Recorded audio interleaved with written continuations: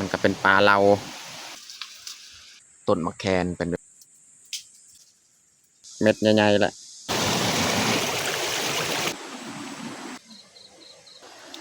เปพี่น้องเนี่ยจะตัดอ้อย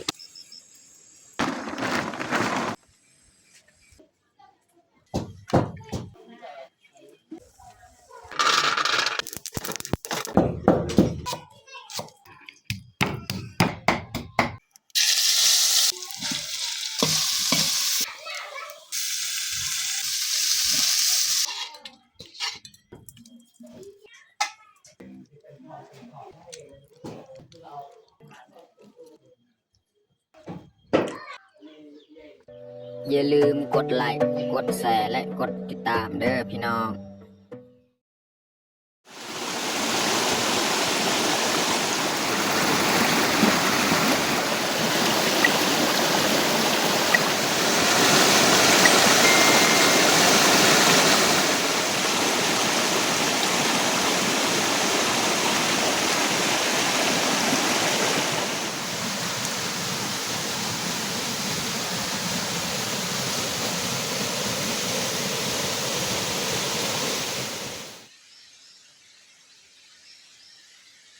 ครับสบายดีแล้วก็สวัสดีเบิร์ด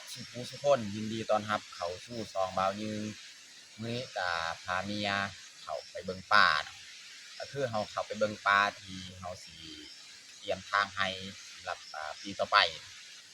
เพราะว่ามื้อนี้ก็บ่ได้เข้าให้เพราะว่าบางทีก็ฝนตกเดี๋ยวนี้ก็ฝนฟ้อยเพราะว่าเข้าให้ก็บ่สามารถเอาเข้าได้เพราะมันเปียกเนาะฝนตกนี่ฝนฟ้อยก็เลยพาเมียนี่เข้าไปเบิ่งหาปลาเนาะก่อนสิทางปลาเฮ็ดให้ปีต่อไปหรือว่าปีหน้าเนาะแล้วก็หลังจากเขาไปเบิ่งแล้วก็สิกลับอยู่ให้คือเก่าเนาะ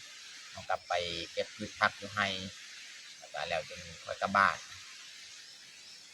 โอเคไม่ได้ทุกคนติดตามเบิ่งติดตามชมเนาะแล้วเขาไปเบิ่งปลาแต่ว่าปลานี่เขายังบ่ทันรู้ว่าเขาสิได้ทางหรือบ่เขาไปสำรวจเบิ่งเนาะบางทีมีคนจองบ่หรือว่ายังเนาะเขาไปสำรวจเบิ่งว่ามันเหมาะสมบ่ก่อนสิทางปลาเฮ็ดให้เนาะก็เลยเอาพาเมียไปเบิ่งมื้อนี้เนาะแต่ทุกคนติดตามเบิ่งติดตามชมแบบยาวๆเลยตอนนี้ก็มาฮอดปลาที่เขาจะไปสำรวจเนาะมันก็เป็นปลาเรามันมีเขาทางแหละเขาปะไว้จาก3-4 ปีอะไรนี่หอบๆนี่เขาต้องได้ย่างไปสำรวจเบิ่งเนาะ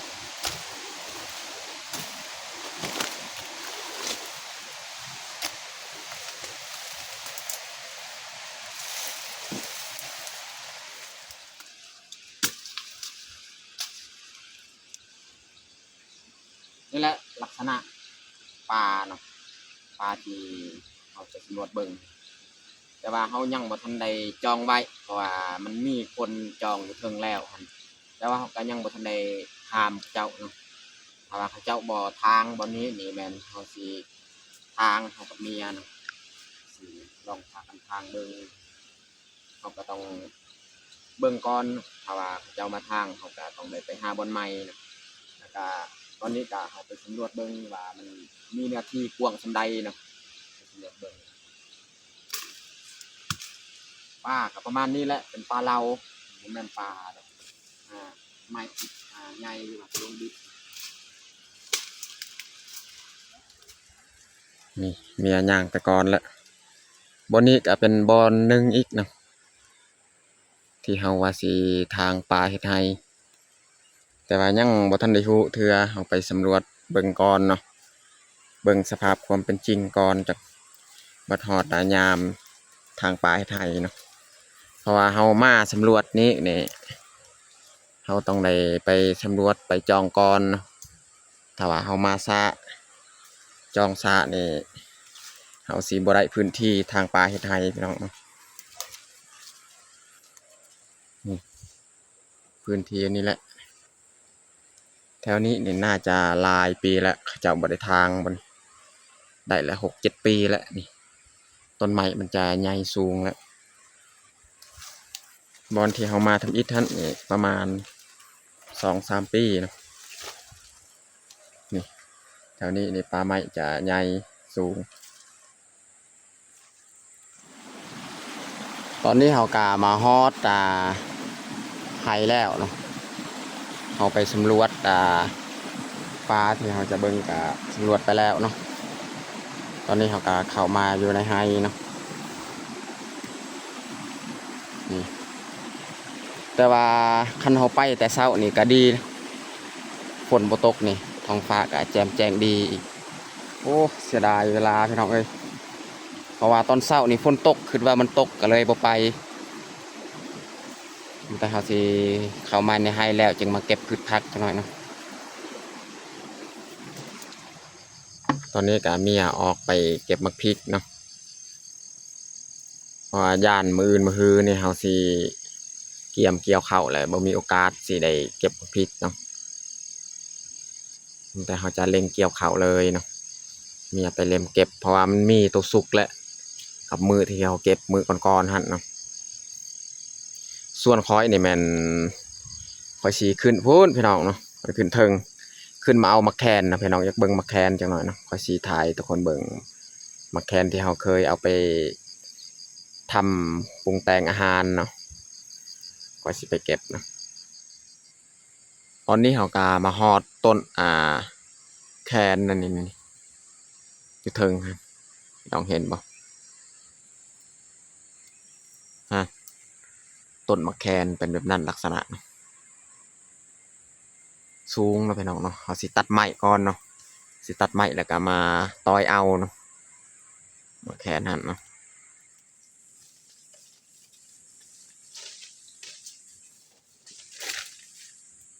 ตอนนี้ก็เรียบร้อยตัดไม้เราสิลองเคาะเอาเลยเนาะตอนมันสูงเนาะ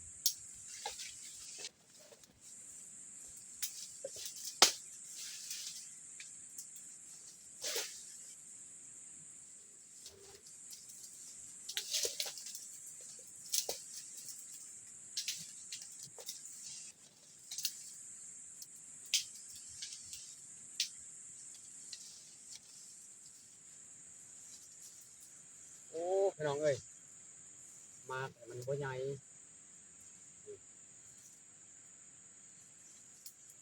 จะเอาจัด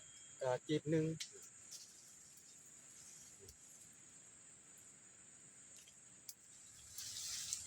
นี่มันกำลังดอกโอ้กกอันนี้นี่แต่ว่ากกที่เขาเคยเก็บนี่มากใหญ่ๆแล้วนี่กำลังดอกพี่น้องนี่นี่แหละเอาพวงหนึงนี่เนาะนี่เอาปล่อยปะมันไว้มื้อหน้ามื้อเนออีกเนาะเมื่อใดมันมากสิ่งใหญ่ๆนี่อาจจะเอาแต่พวงตัวนี้แค่นี้นี่มากเม็ดใหญ่ๆแหละตัวนั้นนี่กำลังดอกเอาปล่อยปะไว้บัดมันใหญ่จึงมาเอาใหม่นี่เอาแต่มากตัวแค่ใหญ่ๆแหละอันนี้เขาก็จะออกอีกเนาะไม้ที่เขาเกาะนี่มันก็ย้อนไปขึ้นเทิงอีกเนาะนี่เอาปล่อยปะมัน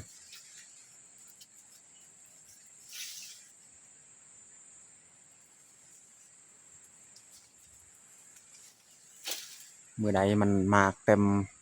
เม็ดแล้วเขาจึงมาเอาไม้นี่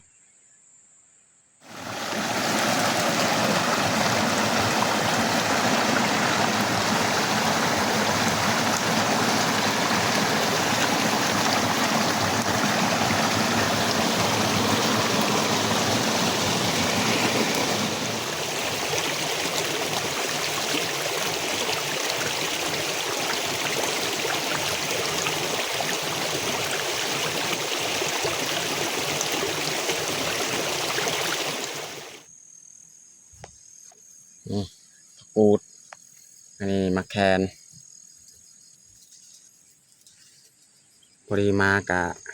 ประมาณพอดีมีอากามาแต่เก็บพริกเนาะนี่ยังบ่ทันได้เบิดเมียว่านี่ไปมากะแต่เก็บมะแคนแล้วก็ผักกูด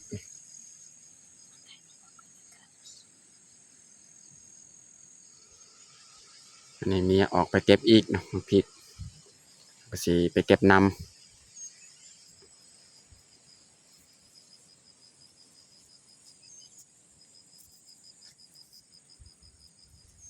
พริกนี่เขาเก็บแล้วเมื่อนั้นนี่มันสุกตัวใหม่อีก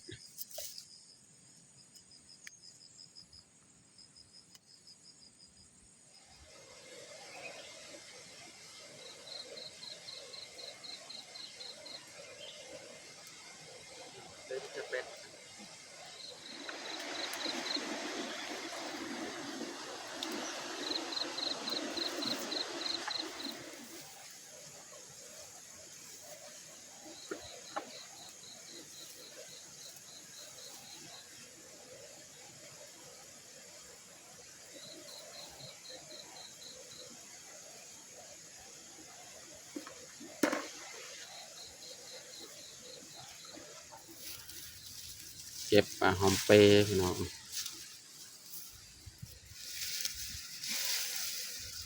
หอมเปรย์นี่มันจะอยู่ตามธรรมชาติเลยเนี่ยมันปงหลายสุดเลยอยู่ในไฮของเฮานี่เฮาบ่ต้องปลูกก็ได้หอมเปรย์นี่ลกเอาเลยเอาตัวงามๆต้นใหญ่ๆ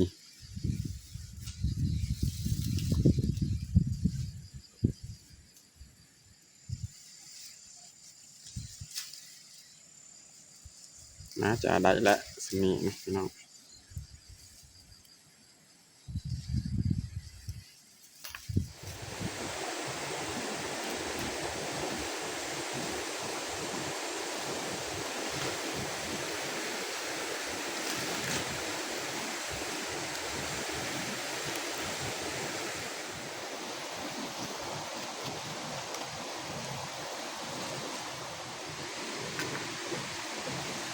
อันนี้อันเอ็กซ์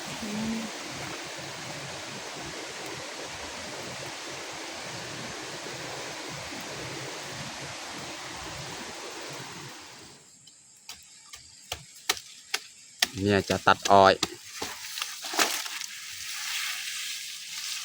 เอามากินเนาะอ้อยนี่ก็แค่แน่แล้วอยากแก่แล้วแต่ว่าตัวใดมันแก่มันกระบาล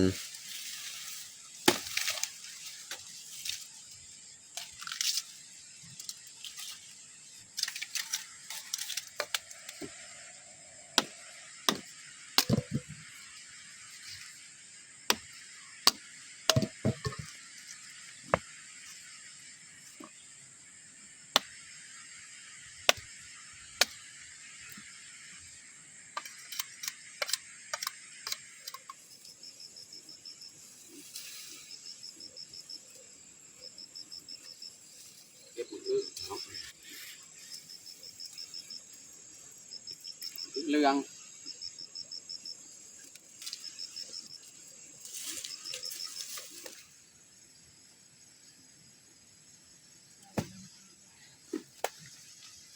ตอนนี้ก็เรียบร้อยเก็บพืชผักเก็บมักพริกเนาะเตรียมกลับบ้านเลยเป็นสภาพดีคึมฝนตกนะครับมีแต่มื้ออื่นแหละถ้าว่าฝนบ่ตกนี่เขามาเอาเลยถ้าฝนบ่ตกตอนเช้านี่แม่นมื้อนี้แหละเขามาเอาเขาเอา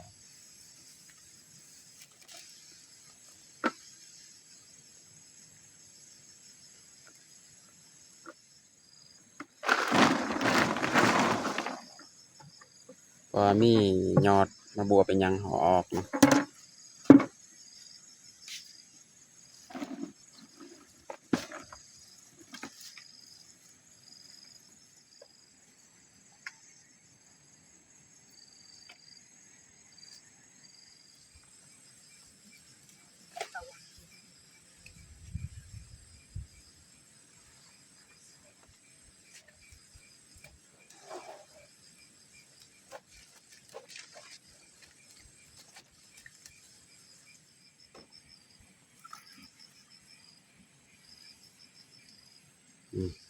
ยอดผักกูดหมักแคน มันดูนกไก่แปลค่ะ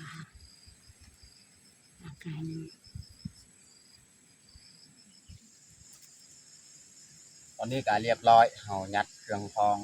ยัดพืชผักไปครับสีกลับบ้านเลย อันหักแต่ไม่แปด ตอนนี้เฮากามาฮอดบ้านเนาะบ่ได้เฮาสิเอาออกพืชผักของเฮาว่าสิเฮ็ดอาหารเที่ยงกิน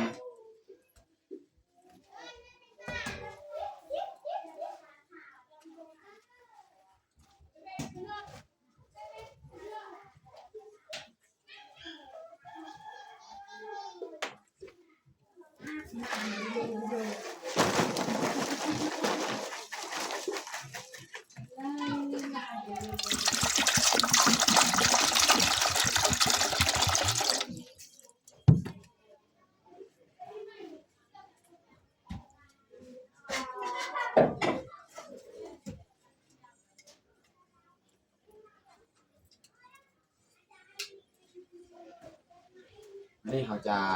ต้มน้ำร้อนเนาะเฮาสิลวกผักของเฮานี่คืออาหารเที่ยงมื้อนี้นี่แม่นเฮาสิเฮ็ดซุปเนาะซุปผักกูดแล้วก็ใส่ยอดมะบวบนำ ไว้หันใบดำกัน เอาไว้ใส่ซามเลยเนาะหมักเผ็ดของเรา นายโครงอาล่างเถอะ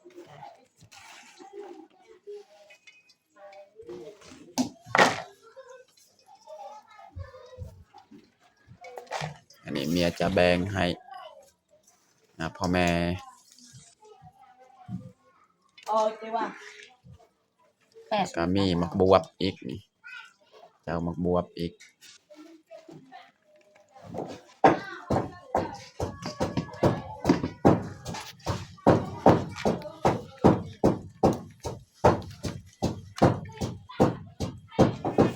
เมียเอาไปให้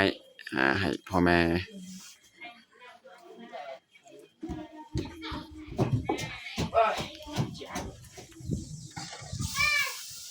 อันนี้น้ำเดือดบัดนี้เราจะลวกผักของเราเลย ใส่ยอดมะบวบเนาะเราใส่ยอดมะบวบไปก่อนคราวหนึงแล้วก็จึงใส่ผักกูดน้ำลังเนาะ วันนี้เราสิเอาผักกูดอีกเนาะมายัดใส่ไปจะจิวแรงนี่ดังแล้วตึ้งเราสกีปีนี้อันนี้ยอดปานนี้นี่สุกประมาณนี้ตัวนี้บ่โดนยอดผักกูด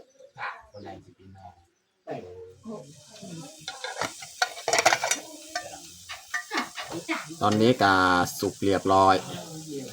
ลวกผักของเรา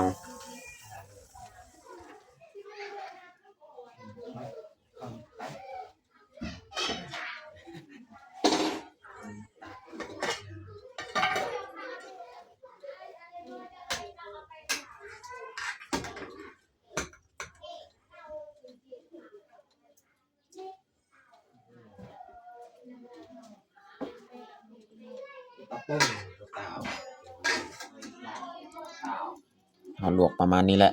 ผักกูดมันจึงแซ่บนะพี่น้อง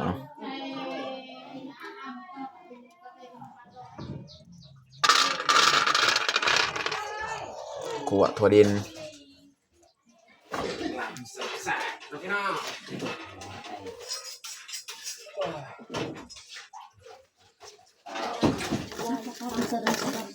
ขั่วมักนา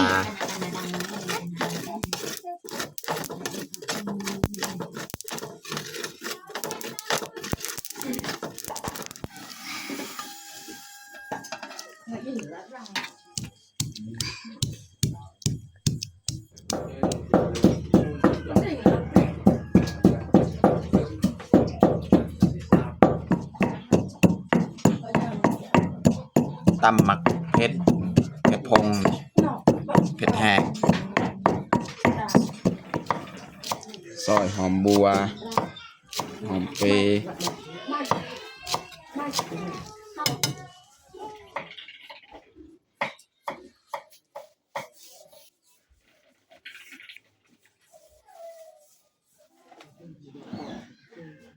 ตอนนี้ก็เรียบร้อยเฮาซอยเครื่องหอมยังเนาะเค รื่องเขาสิปรุงใส่ซุปของเฮาแต่ว่าเขาจะปะไว้สิพักนะพักนูนี่ก่อนเนาะเขาสิเฮ็ดผัดเผ็ดนูบ่แม่นผัดเผ็ด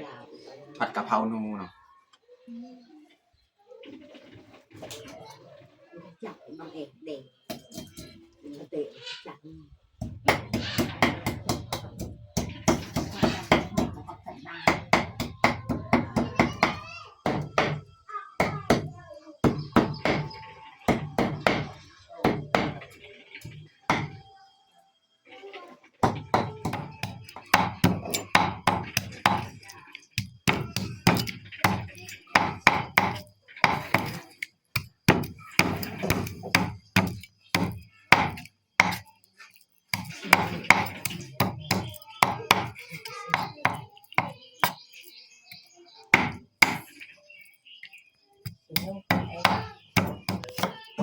ซอยคิงไปแหละประมาณนี้แหละใส่คิงซอยหัวสีไข่นี่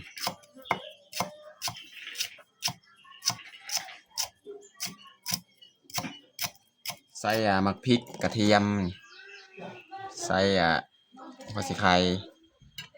แล้วก็ใส่นี่พี่น้องมักแคนที่เขาเก็บเมื่อกี้นี่แหละเราจะใส่น้อยนึงพี่น้องเนาะประเภทมักแคนประมาณนี้แหละเขาใส่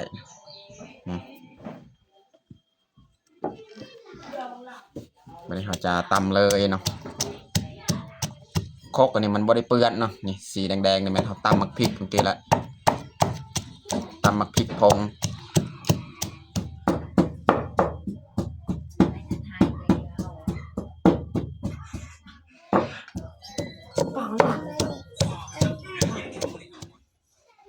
วันนี้เขาจะมาค้างหม้อกระทะนี่เขาจะมาผัดเลยเนาะหลังจากเขาผัดอันนี้แล้วจึงมาผสมสุกผักแต่ว่าผสมใบมันบ่แซ่บพี่น้องเนาะใส่น้ำมันหน่อยนึง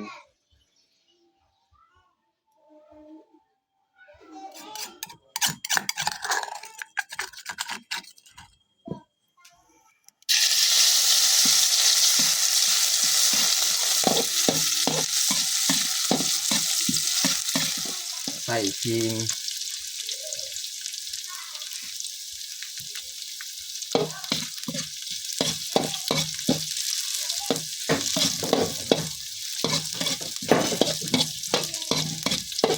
ใส่หัวขัวมักพริกจะประมาณนี้แหละพี่น้องเดี๋ยวเราจะเอาซีนูของเราลงเลยเนาะ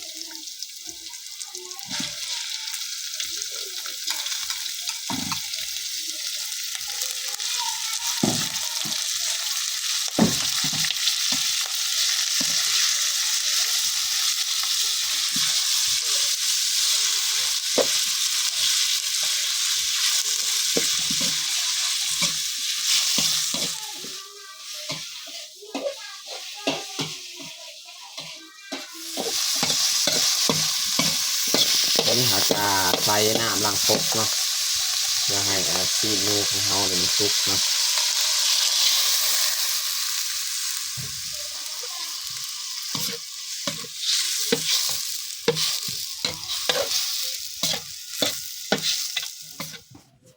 วันนี้เราจะมาปรุงเกลือเป็นนัวพี่น้องเนาะ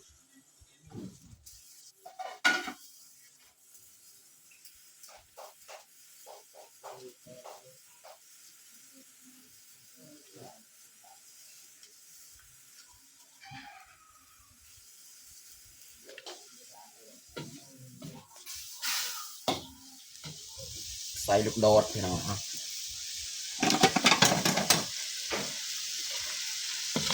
ให้มันสุกไวลูกโดดใส่ก่อน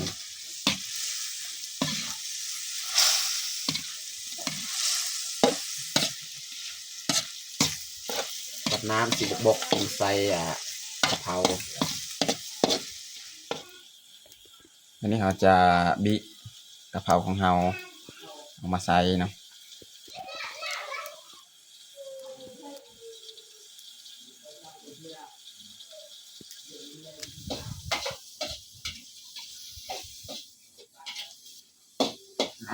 เรียบร้อยแล้ว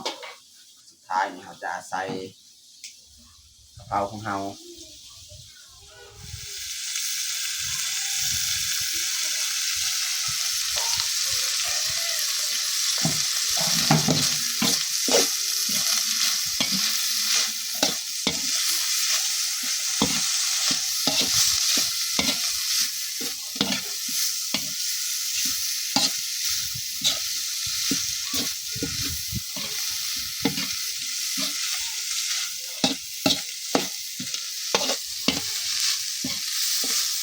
เรียบร้อยผัดกะเพราหนูพี่น้อง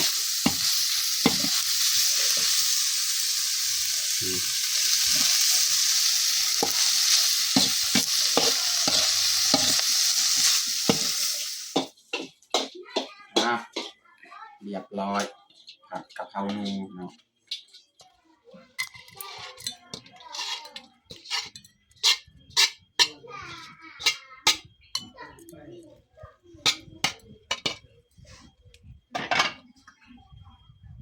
วันนี้นี่เมียสีปรุง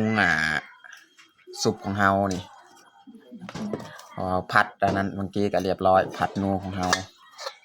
อันนี้แม่นเครื่องหอมนี่เริ่มเลยบัดนี้เราจะเริ่มปรุงเนาะใส่เกลือใส่เป็นนัวนี่พวกมะพริกทั่วก็เรียบร้อยนี่ใส่เกลือบัดนี้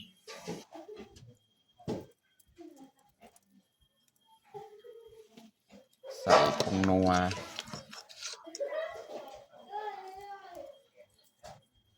แล้วก็ใส่หมักงาเนาะแล้วก็ใส่พริกนี่บ่ใส่ลายเด้อพริกใส่อีกหน่อยนึงได้แล้วสำหรับยันสีเผ็ดกินบ่ได้ใส่ถั่วดินนี่ใส่ปลาแดกก่อนแล้วจึงผสมส่วนเครื่องหอมของเฮานี่แม่นใส่น้ำลังใส่ปลาแดกสำเร็จรูปนะพี่น้องประมาณนั้นแหละบัดนี้ผสมเลย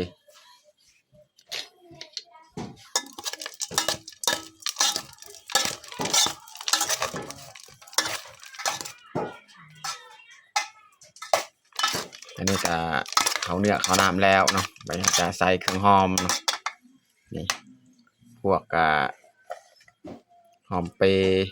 หอมบัวขิงเนาะ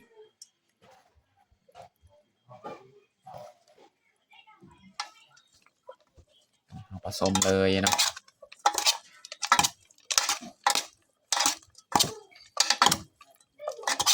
สุดท้ายนี่เขาจะใส่นี่นะ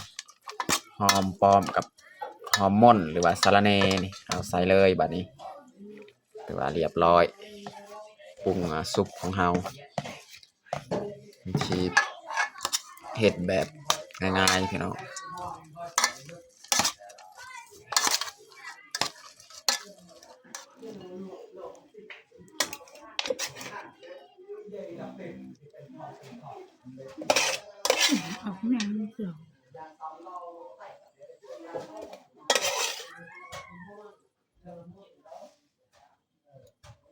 สุปผักของเฮานะพี่น้อง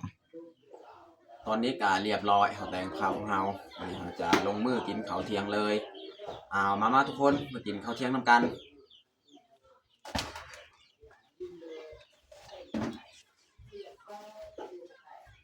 วันนี้กิน2 คนน้องแพงน้องพลอยกับนอน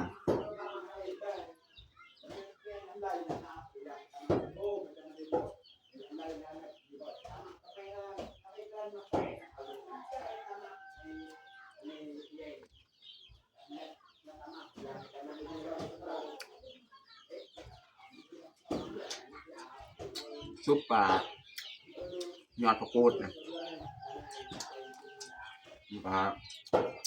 ผัดกะเพราหนู